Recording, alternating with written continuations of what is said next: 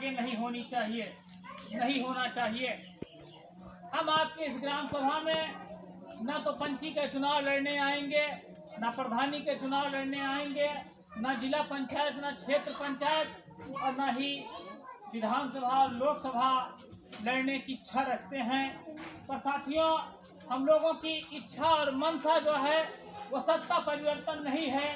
सीधे सीधे भाषा में कहा जाए तो सत्ता परिवर्तन की नहीं है, बल्कि हम लोगों की सोच व्यवस्था परिवर्तन की है।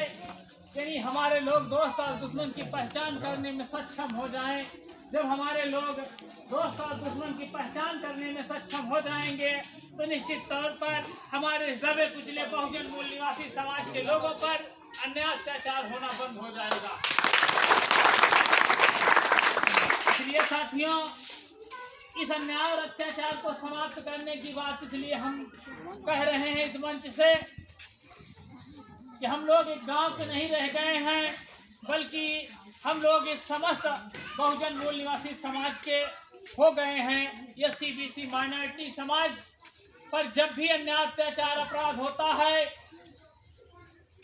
तो वह दर्द उस व्यक्ति को भले कम हो समझदारी के अभाव में, लेकिन वह दर्द हम लोगों को भरपूर होता है। साथियों, जब किसी भी एससी बीसी माइनॉरिटी पर अन्याय अत्याचार बलात्कार हत्या होती है तो सबसे बड़ा कष्ट हम लोगों को होता है, इसलिए कि हम लोग इस समाज के दर्द क्यों है, इसका कारण क्या है, उस कारण को हम लोग जान गए हैं।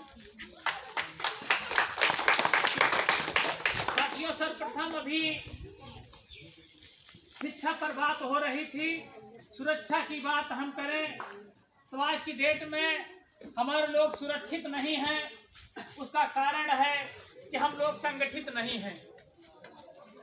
यदि हम संगठित हो जाएं, आपके इस मूल निवासी समाज को 6743 जातियों में बांट कर रख दिया है, जिससे कि आप कमजोर रहें और आप कमजोर रहेंगे तो वह मजबूत रहेंगे। इसलिए उन्होंने यहाँ जातियों का निर्माण किया, छुआछूत का भेदभाव पैदा किया और दुश्मन आपको बताता है, जो आप पर शासन करने वाला जो आपको दुश्मन बताता है, दुश्मन आपका मुसलमान है।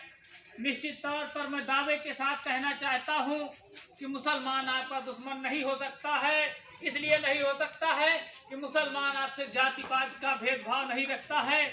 मुसलमान कभी आपके साथ ऊंच नीच का भेदभाव नहीं रखता है।